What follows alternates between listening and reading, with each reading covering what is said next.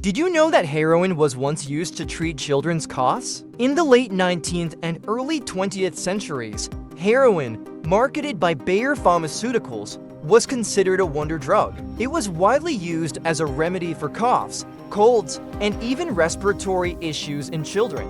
Doctors believed it to be a non-addictive substitute for morphine. However, it soon became apparent that heroin was highly addictive and dangerous, leading to its ban for medical use in the 1920s. This startling chapter in medical history highlights the evolution of our understanding of drugs and the importance of rigorous testing and regulation.